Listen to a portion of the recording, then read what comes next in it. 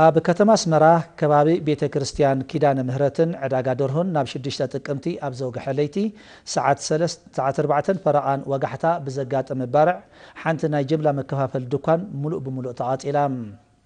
እቲ ባርዕ ኣዝዩ ሓያል ምንባሩ ዝተቐሰ ኣብ ምጥፍኡ ካብ ዝተዋስኡ መንእሰይ ኤርሚያስ ተክለ ሃይማኖት ሰላልዑል ተሳታፍነት ሓይሊ ፖሊስ ኣሃዱ መጥፋእቲ ሓውን ህዝብን ግን ናብ ካልእ ከይተላብዐ ኣብ ትሕቲ ቁፅፅር ከም ዝኣተወ ኣብሪሆም ነባሪ ናይቲ ከባቢ ኣቶ ደበሳይ ወልደ ስላሴ ብጊዱ እቲ ከባቢ ዕሙር ንግዳዊ ንጥፈታት ዝካየደሉ ብምዃኑ ዝበኣሰ ሓደጋ ከየጋጥም ወነንትን ነበርትን ልዑል ጥንቃቐ ክገብሩ ኣዘኻኺሮም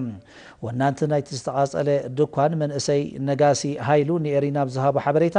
ኣብ ልዕሊ ህይወት ሰብ ዝወረደ ጉድኣት እኳ እንተዘየለ ድኳኑ ግን ሙሉእ ብሙሉእ ከም እተሃመኾትን ከቢድ ክሳራ ከም ዝወረደን ብምግላጽ ዛጊት ጠንቂ ናይቲ ሓደጋ ከም ዘይተፈልጠ ኣረድዮም